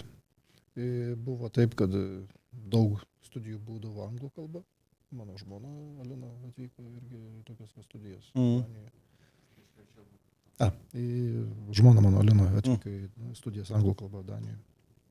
Ir paskui prieš kokius 10 ar 5 metus buvo labai didelis nepasitenkinimas, kad atvažiuoja čia studentai visokie į Daniją, gauna išsilavinimą, gauna stipendiją ir paskui išvažiuoja. Ai, atsimenu. Ir tada pradėjo labai karpyti studijų kiekį anglų kalbą. Bet dabar vėl prasidėjo nerimo balsai, mums trūksta darbo jėgos. Pradėjo vėl didinti, ne? Tai aukso vidurkį, taip. Aš žinau, aš atsimenu tam kažkaip čia kokius gal 2 metus nelabai sekiau, kas vyksta bendraja prasme, taip giliai, sakykime, aš vis pasieku, bet tą momentą praleidau, kad vėl pradėjo didinti anglų kalbą, nes aš atsimenu, kai buvo pradėjo mažinti stipriai, čia ne taip ir seniai iš tikrųjų tas anglų studijas stipriai apmažinę buvo tiksliai. Aišku, dabar ir toliau taupo rėžia, kad magistro studijoms jau planuoja nebeduoti stipendijos, o duoti tiesiog kaip paskolą. Atsimokinai 3 metus, okei. Bet čia tokia, sakykime, laikina politika tikriausiai. Kaip visada, kaip politikoje daug laikinų dalykų. Paklausa ir pasiūla, žiūrim, kaip situacijos, paklausa ir pasiūla. Su žmonėm, kurie nori mokytis. Okay. Reikiamam darbo vietom. Darbo vietų dabar Danijoje yra daug laisvų, kaip supratau. Ir yra poreikis darbuotojų. Jo, su darbo vietom aš irgi atkreipiu dėmesį. Buvau sutikęs irgi čia prieš savaitę tikriausiai. Jauną šeimą. Kaip jauna, tas vertinimas jaunumo, žinai, jaunesni už mane, sakykime taip. Ir ten visai jauna šeima, bet, nauja šeima lietuvių. Ir vaikinas neseniai atvažiavęs į Daniją. Ir irgi jam neseniai, tai nuo gegužės mėnesio, jis sakė, ir sunku susirasti darbą. Jis moka anglų kalbą, šneka angliškai laisvai, aišku, su danų kalba šiek mokosi, sakykime taip, bet ten nesimokė iš pat pradžių dėl to, kad ten su darbu suderintiems, sakė, kad buvo sunku suderinti. Žmona, aišku, kalba daniškai, nes daug metų čia Danijoje. Barjeras kalbos. Jo, bet iš dalies ir barjeras, bet, bet jam jisai tokį nustebimą išreiškė, kad, sako, ieškosi iš tikrųjų šiuo metu, kad apskritai turėti to darbo, nekvalifikuoto darbo ir, sako, nekvalifikuotas darbo vietas toks, čiut ne konkursas toks, čiut ne po 100 žmonių, sako, tai, aišku, neperdedu, bet, daug žmonių, kad jie tiesiog, vaikinas tiesiog susirgo, tikrai susirgo, neapsimetinė, ir jį tiesiog, sako, susirgai, viso, mes kitą paimsim, ir tiek žinių. Ir kitą paėmė, vien tik dėl to, kad susirgo. Galios santykiai, kai tu neturi svertų, kai tu neturi kažkokių specialių kvalifikacijų, taip. Tai aš irgi, aišku, patariau, mes su jau ten prašnekėjom kokią 1,5 valandos, tai aš irgi sakau, pirmas dalykas – danų kalba, antras dalykas – jeigu yra galimybė kažką mokytis, ir jeigu nori likti Danijoje ir ilgam, tai tik tais danų kalba ir mokytis. Socializuotis, aišku. Warrenas Buffettas turi, pasirodo, ant sienos pasikabinės diplomą kursų už kiek, už $100. Viešas kalbėjimas. Jis turėjo tą problemą. Jis nesikabinės universiteto diplomų. Bet jam tas didžiausia nauda, vertė atnešė būtent mokėjimas, kalbėti mokėjimas, prieiti prie žmonių.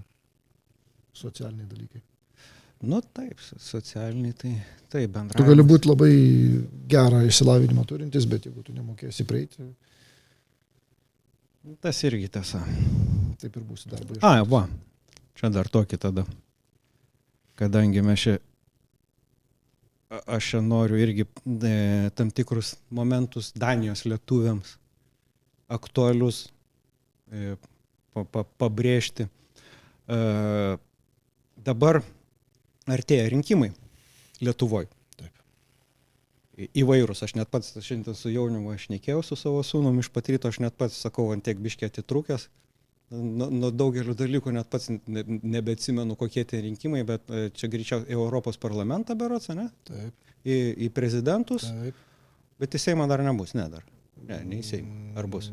Žiūrėti rudenį, gal rudeniop daugiau. Gal rudeniop. Tai va. Ir ten bus dar klausimas, dvigubos pilietybės klausimo referendumas. Ar jis tau asmeniškai yra aktualus? Taip. O tu turi Lietuvos ar Danijos pilietybę? Tik Danijos. Tik Danijos. Tuo metu, kai priima Danijos pilietybę, nebuvo galima turėti dvigubos.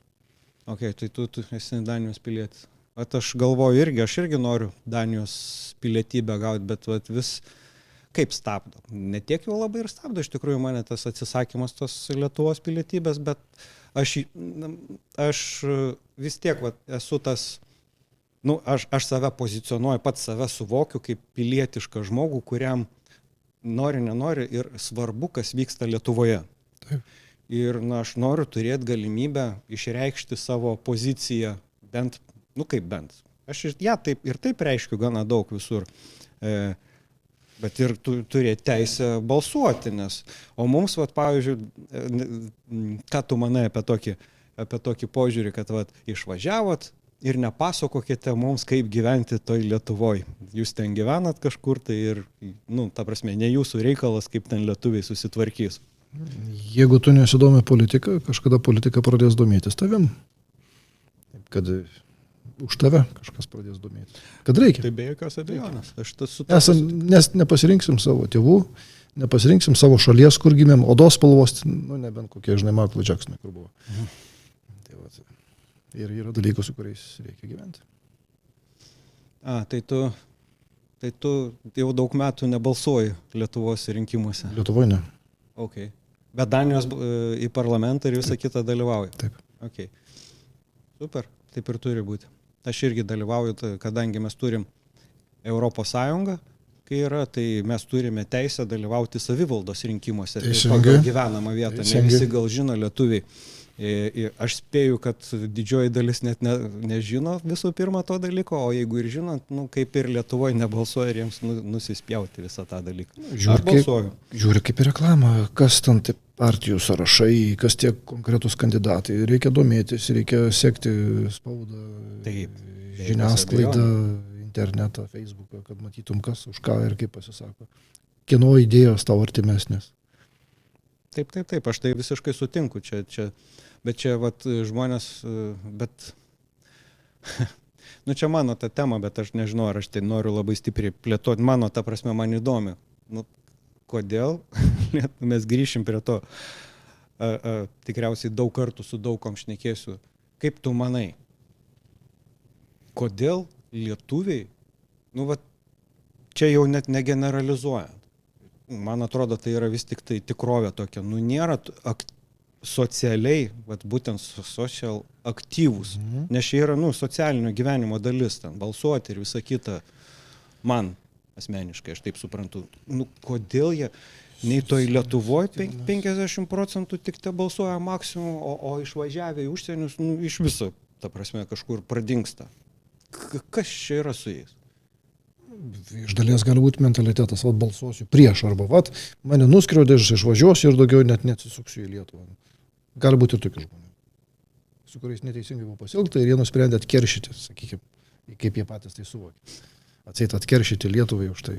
Bet Lietuva tai tie patys žmonės, ir kurie juos išaugino, tie patys mokytojai, kurie juos išlavino, gydytojai, kurie juos išgydė, kad jie sulauktų pilnametystės. Tai yra, aišku, stereotipai. Kartais labai primityviai suprantamas tas santykis žmogaus su savo šalim. Bet čia ne vien tik su šalim, tai čia socialinis santykis, čia apskritai greičiau, santykis su kitais žmonėmis labiau, lietuviais, lietuvių su lietuvių santykis čia greičiau. Lietuvių su lietuvių, taip, būtų tarpukarį daugiau, sakykime, sanglaudos, ar kaip čia vadinkim. Sovietų laikais buvo bandoma įkalti pleištą, kad vienas kitas skųstų, kad jis sukeltų nepasitikėjimą. Ir tas, aišku, davė savo kažkokią dalį davė. Palyginus lietuvių su ukrainiečiams teko žymiai daugiau kentėti holodomoras. Ir galų gale, kaip patrankų mėsą, juos siuntė į Suomiją, atrodo, kai užkariavo. Į žiemos karą, tą vadinamą. Tai tas pas ir dabar būtų, jeigu Ukraina prarastų dalį savo teritorijų, tai pakankamą dalį savo teritorijų, tada būtų greičiausiai ir siunčiama. Kai dabar Luhansko, Donecko Respublikos, ten vietinių vyrų kaip ir nebelikė, visi yra išsiųsti. Jie jau guli tikriausiai kažkur, jų vieta privežta yra iš kitų Tikriausiai. užkampių imperijos, kad neprisimintų, kas toks esas ir Grįžtant prie lietuvių, žinai, man asmeniškai šiuo metu, kai Lietuva jau nepriklausoma, kiek čia 34-30 metų, man argumentas sovietiškumo, mano vertinimu, jis jau nebetinkamas visiškai, nes yra karta, kuri absoliučiai to nematė, net nežino ir net neįsivaizduoja, kas tai buvo. ji neaugo izoliuota. Ir jinai neizoliuota, bet jie absoliučiai nežino, kas tai yra. Tai dabar daugiau, tie žmonės tai daugiau interpretuoja labiau, negu kad žino, kas tai yra. Būdamas mažas, tu klausaisi tėvų, senelių, žiniasklaidos ir tau kažkiek tas užstringa. Ir paskui tą dalyką neši, kol jis prasiskiedžia gyvenime. Eksperimentai su dumbliais, sakykime, buvo ten dumbliai, pavieniui lakstė ir buvo įleista amebų, kurios tos pavienius dumblius sėkmingai virškindavo. Tada dumbliai pradėjo kauptis į grupelės, kad amebos jų neapžiotų, nesuvirškintų. Pašalinus amebas, tos grupelės tai toliau gyvavo, reiškia, įprotis išliko. Nebūtinai, nesvarbu, kad nebėra to pavojus, bet tas įprotis išliko. Aš suprantu apie ką tu, bet vis tiek, kažkaip manęs dabar neįtikina tas argumentas. 90-ais įtikindavo, dabar neįtikina. Tada žiūrėkim, ko žmogus nori, kas jį varo, kas jau varikliukas. Pinigų nori, daugiau nieko. Tada toks žmogus, tu jo nepriversi gerti kaip arklio, nuvestų prie vandens. Tu gali jį atitemti, sakykime, į Mindaugo karūnavimo šventę, kovo 11, vasario 16. Bet nuo to patrioto tu jo didesnio nepadarysi. Tai irgi sutinku jo, bet čia vat ir yra įdomu, kodėl mes normalų socialinį gyvenimą bandome pavadinti kaip patriotizmu. Ta prasme, koks čia patriotizmas? Čia normalus dalykas eiti balsuoti. Čia ne patriotizmas. Normalus, čia tiesiog, taip. Prie ko čia patriotizmas? Normalus kam? Normalus kam?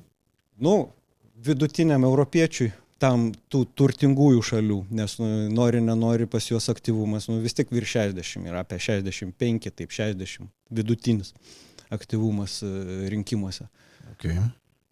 Sekiau, žiūrėjau specialiai. Okay. Čia išskirtiniai su balsavimais yra skandinavai, tie ten labai aukštus turi, bet ten kokia Vokietija, Prancūzija, UK, aš apie tas šalis turim, jų 60-65 sviruoja.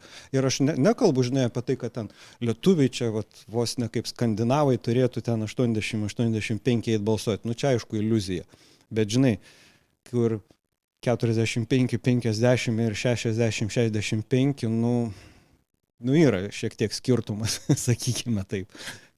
Aš apie tai šneku ir man įdomu, kur dingsta tas, aš manau, 15%, 20% tų lietuvių, kurie gali ir turi, ir, manau, turi nuomonę, galėtų balsuoti ir būti, bet jie pasirenka, ignoruoti absoliučiai viską, tikrąją tą žodžio prasme. Kodėl lietuviai yra tokie, kokie yra? Jo, man lietuvių identitetas toksai, būtent ta socialinio gyvenimo ir to politinio aktyvumo prasme. Mažos ambicijos? Maža neigiamų patirčių? Mažos ambicijos? Neigiamų patirčių apie ką čia? Sakykime, yra tautų, kurios apturėjo neigiamas patirtis ir suprato, kad jeigu tu neapsiginsi, tavęs niekas neapgins. Holokaustas, pavyzdžiui. Holodomoras Ukrainoje.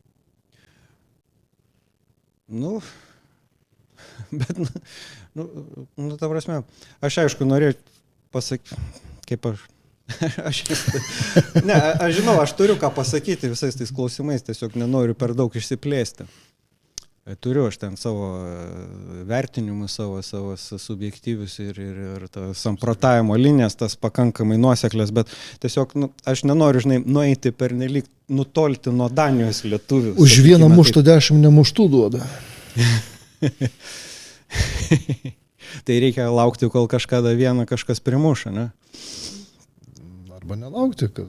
Nes kaip kitaip. Pažiūrėkim tas pats Europos gynyba, kiek skiria procentų, Vokietija, kaip slinko, kaip Danija, vos ne dvigubai mažiau negu priderėjo kaupti.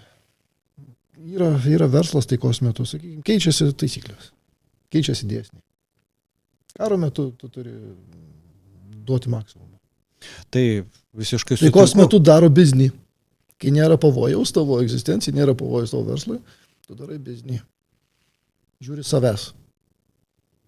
Nu tai, bet ir pavojuje žiūri dar daugiau savęs.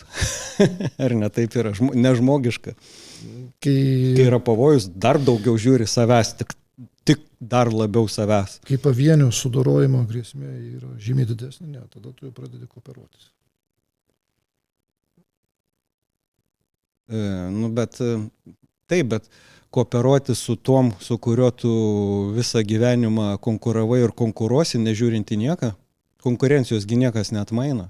Ne, tada tu renkiesi, arba tu konkuruojasi vien su kitu, pešiesi, kol tave prigrėbė. Nu, nebūtinai, tu gal esi pavienius gana stiprus, nieks tavęs gal ir neprigrėps. Buvau su sūnum vienu nuėjęs pasivaikščioti, žiūrėjom, peliukas lauko pelė. Pamatė mumis, pradėjo bėgti į urvą, bet ten pasitaikė kita pelė. Tai matyt nusprendė, kad konkurentas nori užimti ten vietą. Tai puolė ten ritinėtis vienas su kitu muštis, nuo šalia stovėjo du žmonės. Peliai tas nedėjo. Jo, bet čia, žinai, tokie... Tiems žmonėms, kuriems tai nedėjo, jų irgi nebėra. Ar nemanai, kad vis tik žmonės yra biškiai sudėtingesni padarai ir jie turi sudėtingesnius, kaip čia pasakyti, net ne instinktus, o mąstymo tos modelius būtent, tie vadinami biasus tos. Aš manau, principai tie patys. Okay. Galvojau, žinai, su tavim atrasti būtent toj vietoj kažkokį pokalbį gilesnį, sakau, paieškoti, ko tie lietuviai, sakau, nesocialūs nors tu ką. Gal. Nu, dabar mes čia apie peles dabar, biologiją nusiritom. Jo, ir aš turiu omeny, kad... Gerai, tada grįžkime socialinės sritis. Asocialus, ką tai reiškia? Tai vienas su kitu ar vienas su bendruomenė kaip tokia? Visom prasmėm. Ir vienas su kitu ir bendrai sunkiai. Nu, ta prasme, kad, sakau, į tas pačias profsąjungas irgi. Lietuviai, ten rytų europiečiai, sunkiai eina. Girdėjau pasakymus tame tarpe iš profsąjungų narių. Nenarių darbuotojų, kad taip, rumunus galima prikalbinti, sakykime, lenkus daugmaž galim, bet lietuviai spiriojasi. Va, irgi, kas čia prie ko čia sovietiškumas, tarkim, šitoj vietoje? Čia gal ne vien tik sovietiškumas. Kiek kartų buvo Vytautas pardavę Žemaičius ordinui? Taip, bet vėlgi, koks Vytautas, žinai, čia ant tiek giliai, mūsų mentalitetas nepersiduoda nuo 14 amžiaus, blemba. Kažkiek. Taip, bet ne tiek giliai. Nepasitikėjimas, tas užsispyrimas, turi būti. Taip, priežastys tam. Aš galbūt priveščiau prie to, kad mes ar nėra taip, kad aš galbūt šitoje vietoje pasakyčiau galbūt taip, ar nėra taip, kad lietuviai istorijoje apskritai į daug dalykų ateina patys paskutiniai. Į daug dalykų. Ta prasme, ten net šitas Adamas Smitas, kai rašė tautų turtą, ten, ta prasme, kai buvo palyginamos tautos, ant kiek jie ten kūrė gerovę, tai Lenkų valstybė, tuo metu Žečpospolita Lietuvos Lenkijos karalystė, jinai ten pati paskutinė, net tada buvo. Vyrėjo, ar buvo valgoma Austrijos, Rusijos. Aš suprantu, bet nežiūrinti tai, kad prieš tai buvo didelė valstybė, vis tiek, krikščionybė paskutinė atėjo. Čia kaip verslas, Simai, modelis. Sakykime, Nokia kažkada buvo topas, buvo virš pusės pasaulio rinkos. Paskui suvalgė, atsidarė, atsirado. Taip, bet naujovių neįsivedė, neprisitaikė prie aplinkos. Būtent.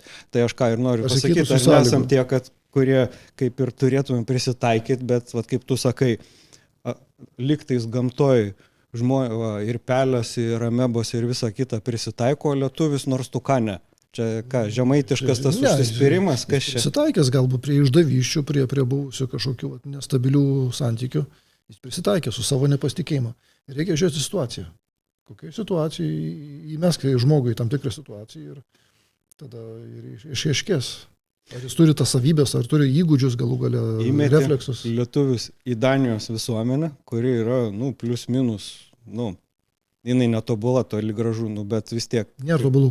Aišku, ne, aš ne apie tai, bet, ta visuomenė, jinai kitokia ir kur, kaip mes šnekėjom, kad nėra ta blogiausias modelis Danijos visuomenės, kur gali ir mokytis ir taip toliau.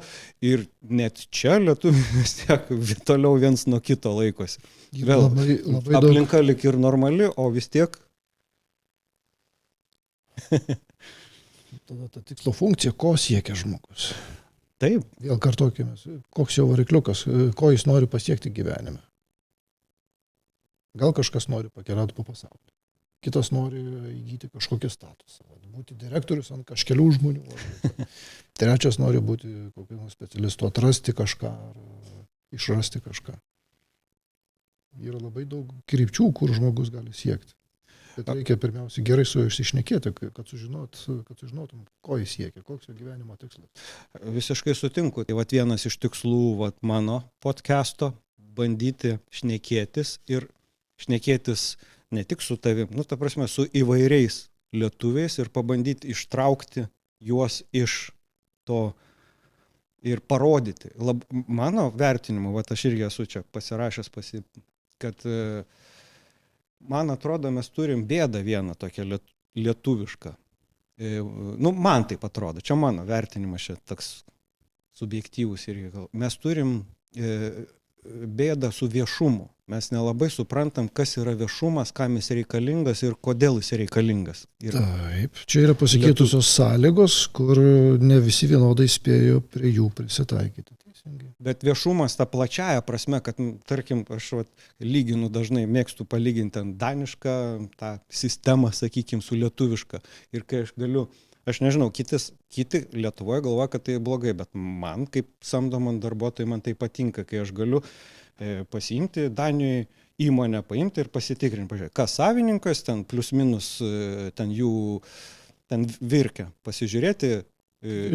Registrų centro atitikmuo, tai tas pasi Lietuvoje? Lietuvoje nežinosi, kas tiesioginis akcininkas, turi susimokėti už tai. Akcininkas. O kaip dėl galutinių naudos gavėjų? Lietuvoje yra, kai kuriais atvejais net teismuose reikia to Lietuvoje išsireikalauti. Reiškia, Danija įvykdžiusi yra labiau arba skaidriau tos reikalavimus, kad matytų. Tai taip, būtent, bet Lietuvoje yra pateisinimas tame, kad čia, kas šneka apie tokio lygio viešumą, tai čia yra, ten atsirado naujas keiksmažodis bdar. Ne, yra interesai. Ir tai be jokios abejonės, aš sutinku, bet aš vedu link bendraja prasme, kad daug žmonių, jie bijo būti viešai savo nuomonę tiesiog pareikšti. Nesvarbu, kokie jinai būtų ten, žinai, kas ten vertins. Čia kultūra. Ar būtina reikšti savo nuomonę, kur pakliuvo? Ne, kur yra žmonių, kurie kelis kartus per dieną fotkina, ką valgo, kur eina. Kodėl ne? Kodėl ne? Kai kurie žmonės yra išauklėti, kad tai yra šiukšlinimas, spamas, sakykime, kitų žmonių laiko gaišimas.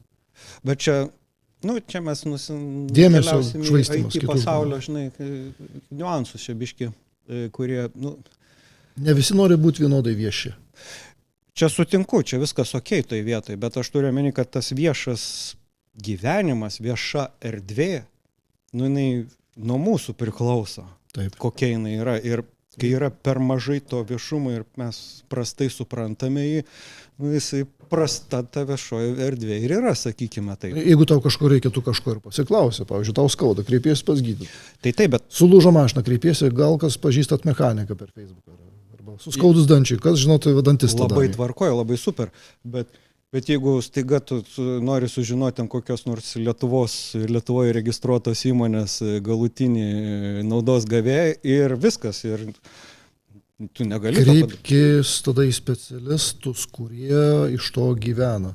Taip. Rekomenduočiau Šarūną Černiauską. Žinau, aš tos visus žinau. Jis tai lukštena visus ir sankcijų apėjėjus ir daug kitų dalykų. Tai aš pats jiems ten galiu nusiųsti sankcijų apėjėjų, belenkiek jie tiesiog visų netiria ir netirs ir nežiūri, jie neturi tokių pajėgumų.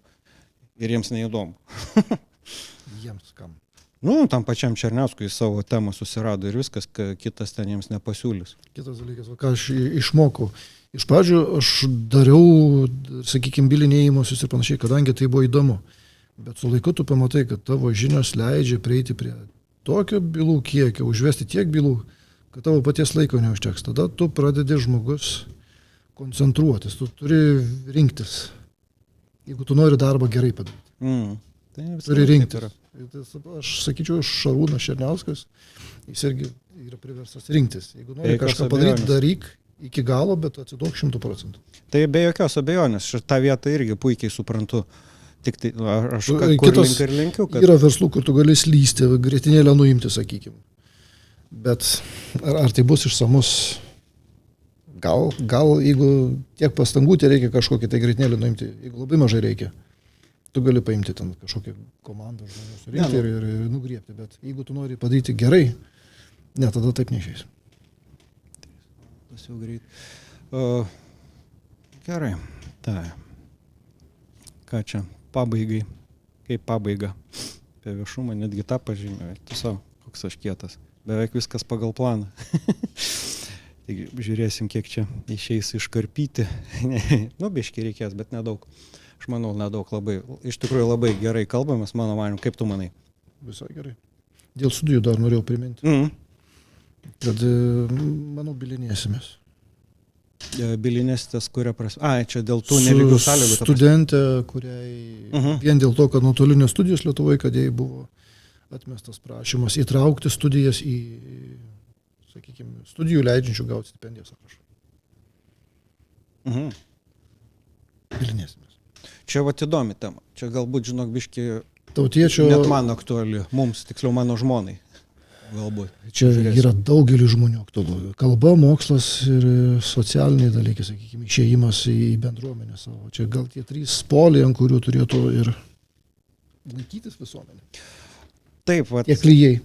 Jo. Kalba, mokslas ir bendruomenė. Taip. Vat, matyt, čia geriausias pabaiga tikriausiai ir gautųsi, kad viso podcast'o ir visos minties tas pozityvukas, kurio nemėgstu. bet jį reikia perduoti tą mintį. Ne, nu tikrai, ta prasme, kad tu teisingai sakai, aš irgi bandau apie tai dažnai kalbėti, kad kartu mes galime būti tokia jėga. Aš čia va tą postą paskutinį, kur parašiau, mes čia tik, aš nedidelę dalį to, ką norėjau pasakyti, mes kartu galim būti lietuviai Danijoje, turiu omeny. Mes galim tokia didelė jėga būti, kad, užvaldyti Daniją. O kodėl ne? Užvaldyti pasaulį. KMB, kalba, mokslas, bendruomenė. Karolis Merkelis, Baltazaras. KMB, užsirašysiu. Ant durų kažkas rašinėdavo, atsimenu. Ai, čia tas, jo, rimtai, aš matai, su religija biški toks nelabai draugaujantis, bet dabar man dašilo. Aš nežiūrinti tai, kad pats esu nereligingas, bet labai daug skaitęs apie religiją ir domėjęs, sakykime taip. Tai mane ten irgi gana sunku prigauti tokiuose dalykuose. Bet kalba, mokslas ir kaip tam bendruomenė. Ok, super. Tai va, jungkitės į bendruomenės, nesvarbu kokias. O jeigu nenorite jungtis, bent ateikite. Tai taip, tai yra svarbu, bet ir ateikite. Aš sakau, nebūtinai būti aktyvių narių, dalyvauti ten rinkimuose, nes ten tose, viską aš suprantu, ką mes apšnekėjom, kad žmonės turi savo asmeninius gyvenimus ir deda prioritetus. Visi tai daro. Taip. Ir aš darau, ir Saulius tai daro, ir daug daro, bet aš stengiuosi, kad liktų to laiko, ir kitiems, sakykime, kad skirčiau laiką kitiems, bendruomenė, bendraja prasme. O jau bus, žinai, kada? Aš skiriu, aš visą laiką turiu. Jo, žmonėms. Kai žmonės nebijos norėti, nebijos mylėti, nebijos kažko siekti. Nebijokit. Nebijokit suklysti. Tai bus bent jau prisiminimas. Kaip sakant, tas, kuris paklausia klausimą, jis tampa per vieną klausimą protingesnis negu tas, kuris apsimetė tai žinantis atsakymą. O, būtent. Tai va, lietuvių bendruomenė kviečia. Čia reklama, aš nemoku iš tikrųjų reklamuoti, nemėgstu. Žiauriai nemėgstu reklamuoti, bet pareklamuosiu. Visų pirma, ačiū Vidui kuris mūsų įsileido į savo pirtį. Eisime į pirtį. Taip. Labai puikiai tarp lietuvių. Tikiuosi, čia bus daug lietuvių. Neformaliai, taip. Neformaliai. Čia ta neformali bendruomenė, apie kurią mes aptariam. Neregistruota, bet žmonės susibūrė, turi savo veiklas, hobius, super, labai gerai. Yra kita bendruomenė, oficiali, kuri daro kitokias veiklas, ten renginius kažkokius ir politinius ten pasikviečia. Ten aš turiu omeny ir mus turiu omeny, bet ir Kopenhagos bendruomenė ir aš nežinau, kiek ten dar Aalborgo gyvuoja gerai, bet kažkas vyksta. Yra mokyklėlės lietuviškos, gali lietuviai vesti savo atžalas lietuvių kalbos mokytis. Ir Orhuse, ir Aalborgi. Vailį mes biški pristabdę esam, nes vaikai nebeteina labai mažai.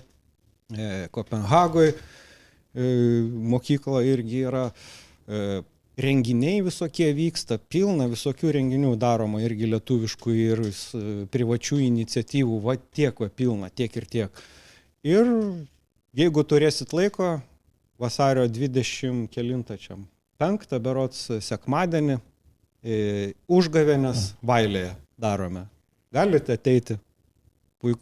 Neteisit, na, jūsų reikalas. Niekas neverčia nieko. Pasirinkimą dar niekas neatmainė.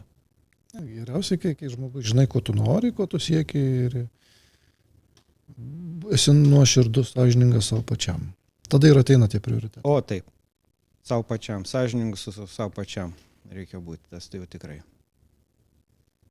Tai gal ir pabaikim, aš nežinau, man atrodo, mes Dėkui. Labai super pakalbėjome. Dėkui, Dėkui tau, labai už gerą pokalbį ir tikiuosi, labai daug neiškarpysiu ir manau, kad mes dar pasišnekėsim kada. Čia bus ne paskutinis kartas. Manau, čia tinkamas formatas apie dažniau pakalbėti. Ir su tavim, ir su kitais ne vieną kartą. Čia ne aš nenoriu daryti vienkartinio, aš noriu dažniau galbūt su tais pačiais žmonėmis susitikti ir pakalbėti, o su tavim visą laiką fainai iš tikrųjų pabendrauti. Nors mes turime irgi tam tikrų skirtingų nuomonių, bet čia labai gerai, kad jos ir yra ir kad įmanoma šnekėtis. Jeigu būtų vienodos nuomonės, tai čia būtų kaip kokie robotai, klonai, tai būtų neįdomu gyventi. Būtent. Super, dėkui. Geros dienos.